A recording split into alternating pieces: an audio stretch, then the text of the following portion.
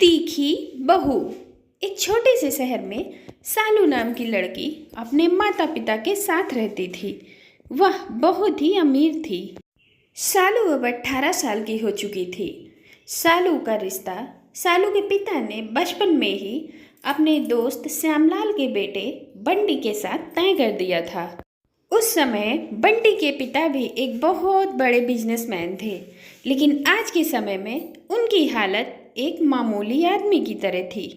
एक दिन की बात है, सालू के पिता सालू की माँ से सालू और बंटी के शादी की बात करते हैं। मैं सोच रहा हूँ क्यों न सालू और बंटी की शादी कर दी जाए। सालू भी अब 18 साल की हो गई है।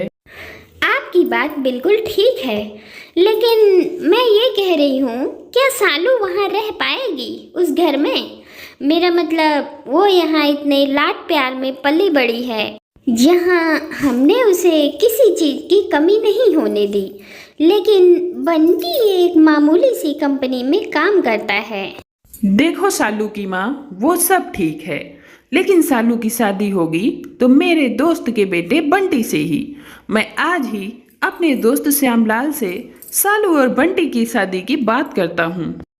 फिर सालू के पिताजी अपने दोस्त श्यामलाल से बंटी और सालू की शादी की बात करते हैं। भाई श्यामलाल, अब दोनों बच्चे बड़े हो गए हैं, शादी की उम्र हो गई है, अब इनकी शादी कर देनी चाहिए। वो तो सब ठीक है, लेकिन एक बार आप अपनी बेटी से पूछ तो लेते कि उसे मेरा बेटा पसंद है कि नहीं। अरे ऐसा हो ही नहीं सकता कि सालू बंटी को पसंद ना करे। अरे तो रिश्ता पक्का समझो मेरे दोस्त। सालू के पिता घर आकर सबको खुशखबरी देते हैं। अरे सुन रही हो सालू की माँ, हमने बंटी और सालू की शादी अगले महीने ही तय कर दी है। इस शादी से सालू भी बहुत खुश थी। उसे क्या पता था कि वो एक बहुत बड़े अमीर घर की बहू नहीं, एक मामूली सी घर की बहू बनने जा रही है। उसे ये भी नहीं पता था कि बंटी एक छोटी सी मामूली कंपनी में काम करता है। और फिर धीरे धीरे एक दिन वो भी आ जाता है कि बंटी और सालू की शादी हो जाती है। सालू दुल्हन बनकर बंटी के घर आती है और बंटी की माँ आरती की थाली लेकर सालू की स्वागत करती हैं। आओ बहू, तुम्हारा स्वागत है। सालू बंटी का घर देखकर हैरान हो जाती है। अरे इतना छोटा सा घर, इतने छोटे से घर में मैं कैसे रहूंगी? फिर बंटी की माँ सालू को उसके कमरे में ले जाती है। बहू, ये बंटी का कमरा है, इसमें आराम से रहो बेटा। आराम से क्या, खाक रहूंगी यहाँ? कितनी गर्मी है यहाँ। अरे कोई एसी तो चला दो। बहू, हमारे घर में एसी तो नहीं है, कूलर है, कूलर से काम चला लो बेटा। ये पिताजी ने कहाँ भिखमंगों के यहाँ मेरी शादी कर दी।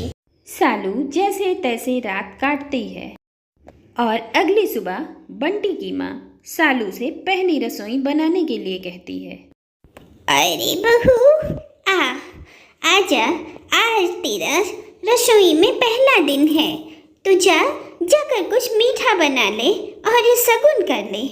जी आप कैसी बातें कर रही हैं माँ जी? मैं और रसोई, माय फूड।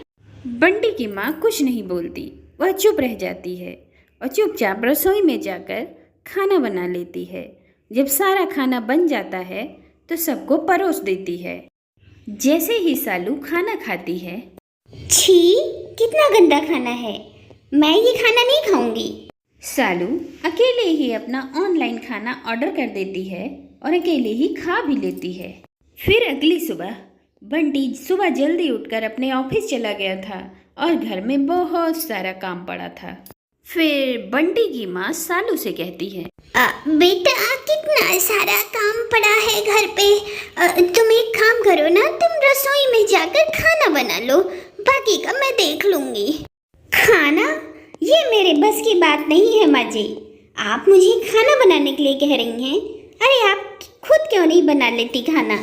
अच्छा तो ठीक है, तुम कोई और काम कर लो। माँ जी, मुझे समझ में नहीं आता कि मुझे काम करने के लिए आप क्यों कह रही हैं। आप एक काम वाली क्यों नहीं रख लेते?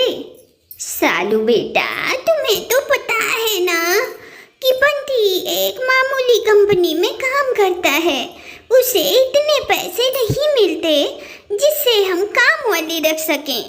ओह, इसका मतलब आप लोगों ने मुझे काम वाली समझ लिया है। सालू घर का कोई भी काम नहीं करती थी।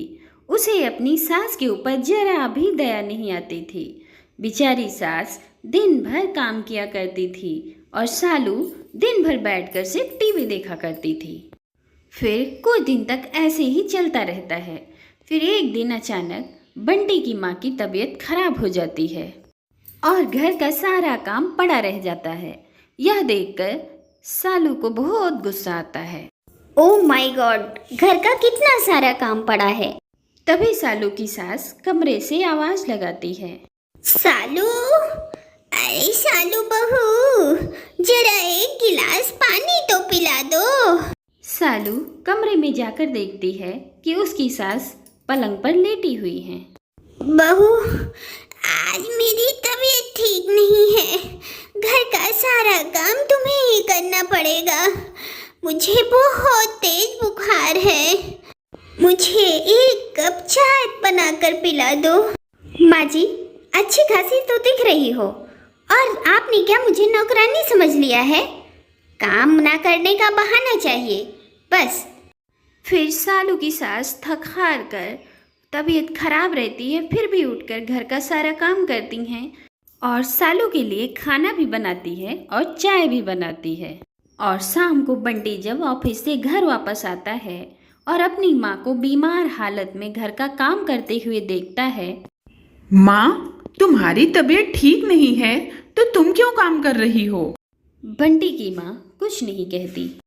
बंटी सब समझ जाता है और सालू पर बहुत गुस्सा होता है।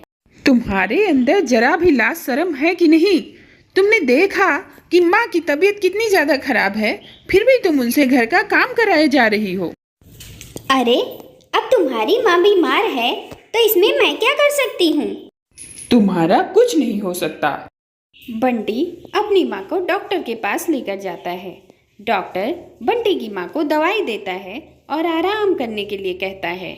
बंटी अपनी माँ को घर लेकर वापस आ जाता है।